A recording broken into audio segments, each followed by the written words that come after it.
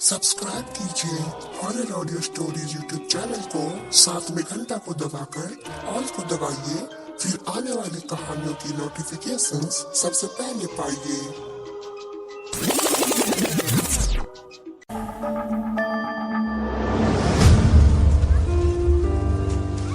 प्रखर को एग्जीबिशंस का, नई नई सजावटी चीजों का बहुत शौक था। एक ऐसे ही एग्जीबिशन में आज प्रखर को कई सारी चीजों में से एक बेहद ही खूबसूरत सा लकड़ी के टुकड़ों से सजा कुछ दिखाई दिया। दूर से समझ नहीं आया तो करीब जाकर देखा तो पाया कि कुछ खास नहीं, एक जिक्सॉ पजल था। लकड़ी के टुकड़ों को तराशकर बड़ी ही खूबसूरती से बनाया गया था इसे, जिसे देखते ही उस पे प्रखर का दिल आ गया। बाइक्स, गैजेट्स और ऐसी एग्जीबिशंस में से कई सारी खरीदी हुई चीजें प्रखर के पहाड़ी के ऊपर बने घर में सजी हुई थी। घर पहुंचकर प्रखर ने बॉक्स खोला, जिक्सॉ पजल के सारे टुकड़े एक एक करके टेबल पे बिखेरे और उनको सजाना शुरू कर दिया। सारे टुकड़े जोड़ते जोड़ते उसके चेहरे पर हैरानी सी आती जा रही थी और कुछ टुकड़ों को जोड़ते ही हैरानी से उसकी आंखें फैल गईं, क्योंकि पजल में बिल्कुल प्रखर की तरह सोफे पे बैठा कोई इंसान बना हुआ था। प्रखर 1 मिनट को रुका और बचे खुचे टुकड़े जोड़ने लगा और फिर से हैरानी ही उसके हाथ आई, क्योंकि पजल में भी सोफे के पीछे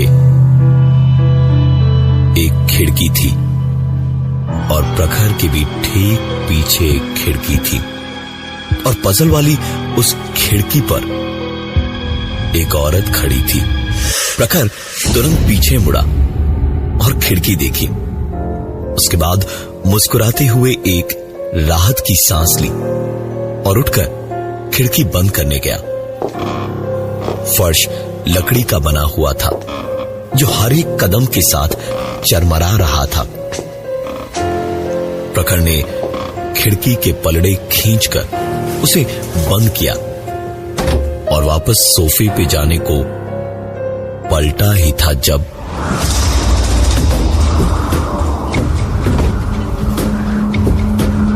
एक पल को प्रखर बुरी तरह से घबरा गया, लेकिन फिर अगले ही पल खुद पे ही हंसता हुआ उसने वापस खिड़की को खींचकर बंद किया। दिन भर की थकान कुछ ज्यादा ही थी आज, तो चरमराती हुई लकड़ी की सीढ़ियों पे चढ़ता हुआ ऊपर अपने कमरे में गया और नहा के लेटा तो लगभग उसे तुरंत ही नींद आ गई।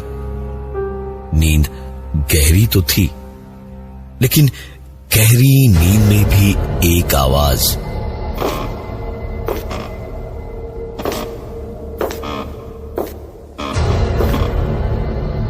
पहाड़ों के सन्नाटे में ऐसी सुनाई दे रही थी कि अपने आप गहरी नींद से आंख खुल गई। जरूर कोई चोर घुस आया है। प्रखर बेहद अमीर था, इसलिए मशहूर भी था उस छोटी सी जगह पर। वो चुपचाप दबे पांव बिना कोई आवाज किए उठा और पलंग से उतरकर अपने कमरे के दरवाजे तक गया। पहले वो जिक्सॉ पजल और फिर ये। प्रखर बिना कोई आवाज किए अपने घुटनों पर बैठा और झुक के दरवाजे के नीचे से देखने की कोशिश करने लगा कि बाहर क्या हो रहा था। जो कोई भी था वो बिल्कुल आराम से बेखौफ ऊपर चढ़ रहा था और अब अंदर से बिल्कुल अंधेरे कमरे के ठीक सामने दरवाजे के बाहर प्रखर को गहराई देखकर समझ आ रहा था कि एक जोड़ी पैर आकर रुके और घूमकर दरवाजे की ओर घूम गए। प्रखर हड़बड़ाकर थोड़ा सा पीछे हटा, लेकिन फिर घबराहट में उठा और दरवाजे की चिटखनी लगाई।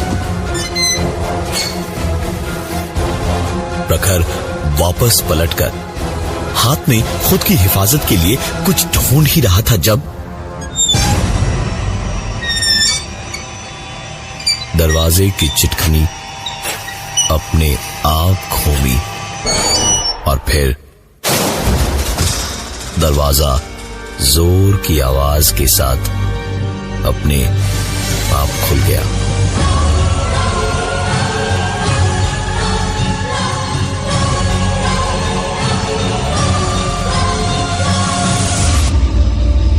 प्रखर इस वक्त इतनी बुरी तरह डरा घबराया था कि वो हिल भी नहीं पा रहा था। पसीने से इस ठंड में भी बदन तरबतर था। प्रखर बस अंधेरे में देखने की कोशिश कर रहा था कि अगर कोई है तो किधर है, लेकिन कुछ समझ नहीं आ रहा था। और फिर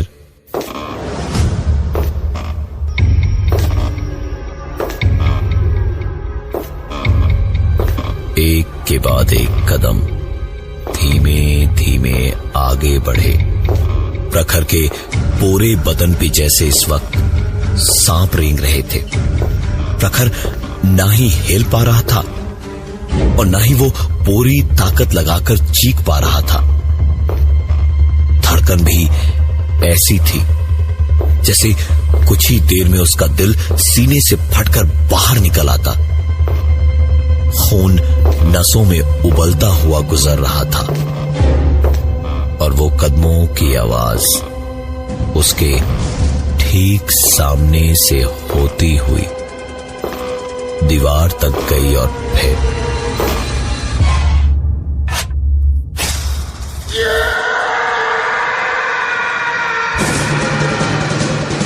खिड़की खोलकर जैसे कोई बाहर कूद गया। इस आवाज के होते ही प्रखर ऐसे उठा जैसे कबूतर बिल्ली के पंजे से छूटता हो। उछलकर प्रखर स्विच बोर्ड तक गया और कमरे की बत्ती जलाने पर देखा कि कमरा तो खाली ही पड़ा था। बाहर झांका तो वहां भी कोई नहीं दिखा। प्रखर की जैसे जान में जान आ गई थी। उसने राहत की सांस तो ली, लेकिन एक घबराहट अभी भी थी जिसकी वजह से नींद दोबारा नहीं आ रही थी उसे। तकरीबन 2 घंटे प्रखर ऐसे ही बैठा रहा। जब दोबारा और कुछ नहीं हुआ तो प्रखर की थोड़ी हिम्मत लौटी। वो वापस नीचे ड्राइंग रूम में गया। पता नहीं क्या सूझा कि उसने जिक्सॉ पजल के टुकड़े उठाए और एक प्लास्टिक बैग में उन्हें भरकर खिड़की के बाहर पूरी ताकत से फेंक दिया। पूरी रात उसकी जागते हुए ही कटी, लेकिन आराम से कटी, क्योंकि उसके बाद उस रात और कुछ भी नहीं हुआ। अगले दिन आराम से प्रखर अपने ऑफिस गया। काम धाम सब कुछ आराम से हुआ। उसे कोई दिक्कत भी नहीं हुई। हालांकि रात को हुए वाकये ने प्रखर को बुरी तरह से झकझोर रखा था। आज इसलिए काम भी जल्दी ही खत्म कर दिया उसने। कल रात की घटना के कारण घर जाने में प्रखर को थोड़ी हिचकिचाहट और घबराहट थी, लेकिन घर तो घर था। जाए तो आदमी जाए कहां। अपनी महंगी क्रूजर बाइक स्टार्ट करके प्रखर घाटी के रास्तों से होता हुआ पहाड़ी पे चढ़ने ही वाला था जब अचानक ही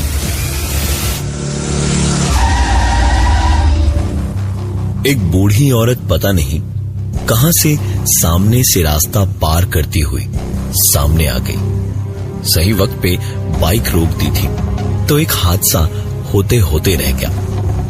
राहत भरी एक सांस लेकर बूढ़ी औरत को जाता हुआ देख प्रखर ने अपनी बाइक स्टार्ट की और पहाड़ी पर चढ़ गया।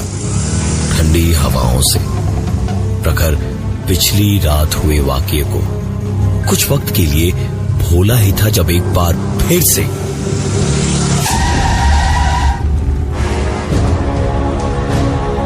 प्रखर की आंखें हैरानी से फैलती चली गई, क्योंकि उसकी बाइक जितनी देर में पहाड़ पे 3 किलोमीटर नहीं आई थी, उससे पहले ही वही बूढ़ी औरत दोबारा सड़क के किनारे एक पत्थर पर उसके ठीक सामने बैठी थी।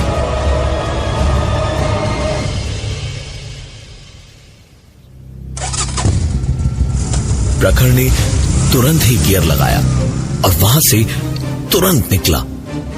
तकरीबन 3 किलोमीटर ही और गया था जब वही औरत फिर से उसे सड़क के किनारे दिखी। इस बार प्रखर ने अपनी बाइक नहीं रोकी, वो चलता गया और सीधा अपने घर आकर ही रुका और तुरंत ताला खोलकर अंदर आया। घर में घुसकर उसने सबसे पहले सारी खिड़कियां बंद की और ऊपर के कमरे की खिड़कियां बंद करने को जैसे ही सीढ़ियों के पास गया तो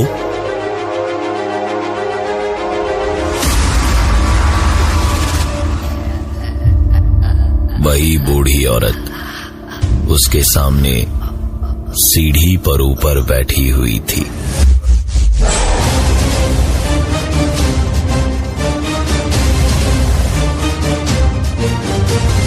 कोई भी होता तो घर के अंदर नहीं रुकता। प्रखर वहीं से दौड़ा और कुछ ही कदम फेंककर सीधे खिड़की से घर के बाहर कूद गया। कुछ खरोंचे आई थी बदन पे, लेकिन सर जाकर सीधा लकड़ी के कुछ टुकड़ों से टकराया। उठकर प्रखर अपना माथा पकड़े हुए था कि उसने देखा उसका सर जिस लकड़ी के छोटे से गट्ठर से टकराया था वो वही जिक्सॉ पजल था। प्रखर हैरानी से उसे देख ही रहा था जब उसके कानों में एक आवाज ने कहा, जल्दी बनाओ वरना तुम्हारी उल्टी गिनती शुरू। बाहर लगी स्ट्रीट लैंप की रोशनी में किसी तरह देखते देखते प्रखर ने जल्दी जल्दी वो पूरा पजल एक एक करके टुकड़े जोड़ जोड़ के पूरा किया और पूरा करते ही उसकी आंखें एक बार फिर हैरानी से फैल गईं, क्योंकि इस बार पजल को जोड़ने पर उसे झाड़ के पास बैठा एक आदमी दिखा और पीछे मकान की खिड़की पर एक औरत। प्रखर ने सामने झाड़ देखा और फिर डरते डरते पीछे पलटा तो उसी का मकान था जिसके ऊपर के कमरे की खिड़की पर वही बूढ़ी औरत खड़ी थी। प्रखर को पता नहीं क्या सूझा, वो किसी शरीफ बच्चे की तरह बिना इधर उधर देखे सीधा अपने घर के दरवाजे तक गया और दरवाजे को बड़े अदब के साथ खोलकर खड़ा हो गया। कदमों की आहट ऊपर वाले कमरे से नीचे की ओर आनी शुरू हुई। एक के बाद एक सीढ़ियों से होती हुई कदमों की आहट नीचे तक आई और फर्श की चरमराती लकड़ियां बता रही थी कि जिसके भी कदम थे वो घर के बाहर जाके ही रुके। प्रखर जैसे अचानक किसी गहरी बेहोशी से जागा। वो घबराकर घर के अंदर चला गया और उसके घर का दरवाजा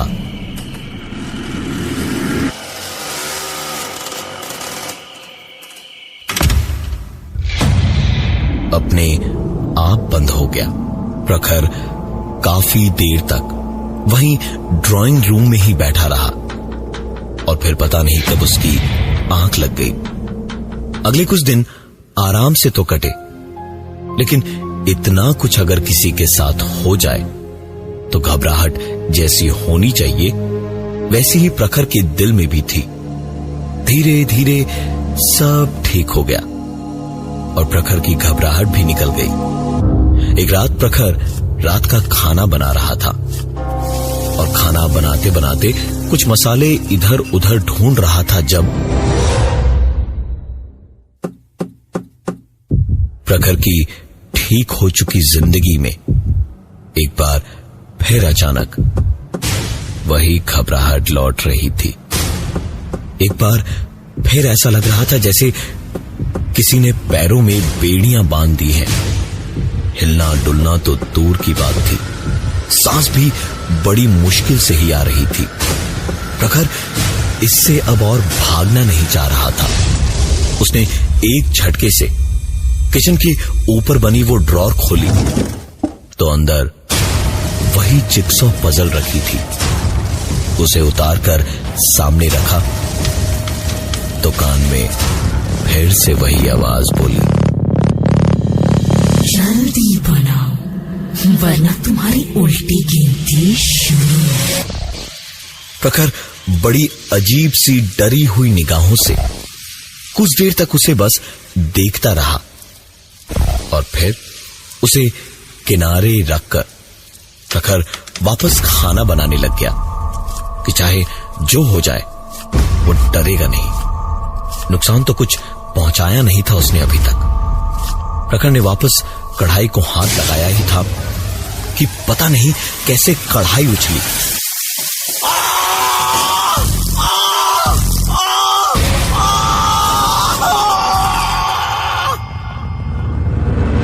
और गर्मा गर्म खौलता हुआ तेल प्रखर के हाथों को चला गया। प्रखर ने तुरंत सिंक का नल खोला और हाथ को बहते पानी के नीचे डाल दिया, लेकिन ऐसा कैसे हो सकता था? ठंडे पानी से जलन और बुरी तरह से होने लगी। प्रखर ने तुरंत ही पजल उठाया और उसे बनाने लगा। जैसे ही पजल बनी तो उसने पजल की तस्वीर में देखा दीवार के एक आईने में एक औरत दिखाई दे रही थी। तुरंत पीछे पलट के प्रखर ने देखा कि उसकी दीवार पर लगे शीशे में वही बूढ़ी औरत दिख रही थी और वो ऐसे शीशे के अंदर से शीशे को बार बार मार रही थी जैसे वो शीशे में चली तो गई थी लेकिन बाहर नहीं आ पा रही थी। प्रखर ने इधर उधर देखा और जब कुछ नहीं सूझा तो उसने पास पड़ा हुआ डंडा उठाया और प्रखर के शीशे को तोड़ते ही वैसी ही कदमों की आवाज एक बार फिर घर से बाहर चली गई और दरवाजा अपने आप बंद हो गया। प्रखर के हाथ का गर्म तेल से हुआ जख्म अचानक अपने आप ठीक हो गया। दाग सा बन गया था लेकिन कोई जलन या दर्द नहीं था।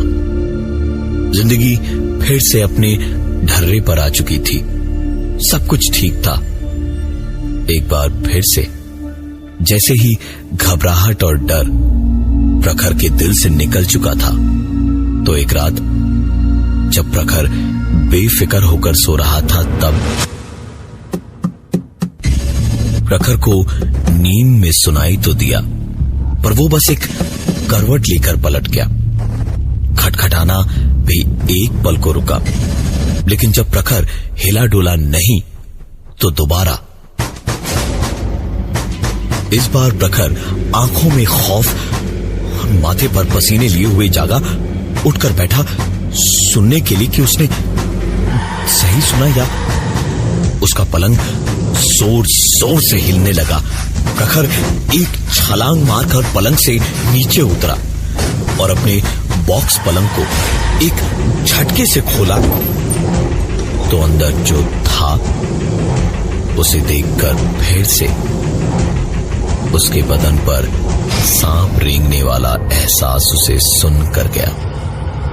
प्रखर के सामने वही जिक्सॉ पजल बॉक्स बिस्तर के नीचे पड़ा था और आखिरी बार ये जिक्सॉ पजल प्रखर ने ड्राइंग रूम में देखा था।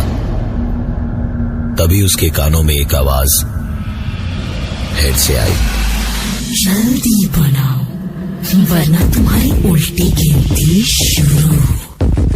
प्रखर ने आंखों में आंसू लिए हुए चिल्लाते हुए कहा, भाड़ में जाओ तुम, नहीं बनाऊंगा मैं।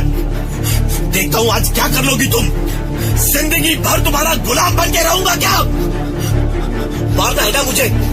आओ आओ मार दो मुझे, खत्म कर दो, खत्म कर दो ये झंझट। आज मैं नहीं बनाऊंगा तुम्हारा पजल और नहीं निकालूंगा तुम्हें, कहीं से भी नहीं निकालूंगा मैं।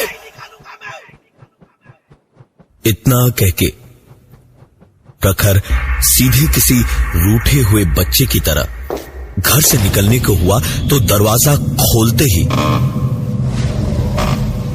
प्रखर के गुस्से के आंसू खौफ और जिंदगी की भीख मांगने वाले आंसुओं में बदल गई, क्योंकि वही बूढ़ी औरत अपने घुटनों और कोहनियों के बल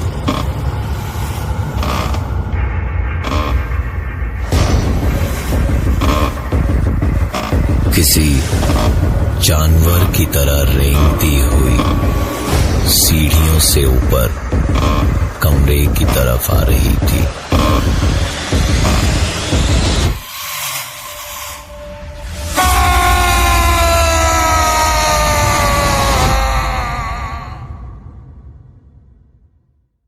आज भी घाटी के लोग बताते हैं कि उस रात पहाड़ी के ऊपर के मकान से साहिब के चीखने की इतनी तेज आवाज इतनी तेजी से आई थी कि पहाड़ी इलाका भी थर्रा गया था।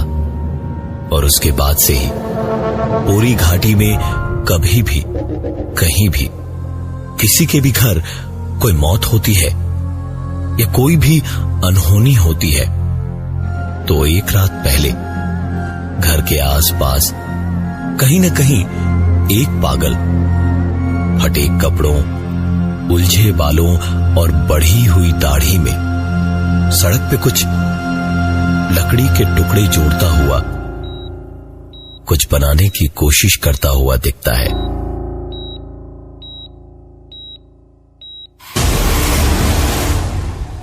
मैं हूं प्रवीण और ये थी आज की एक कहानी ऐसी भी।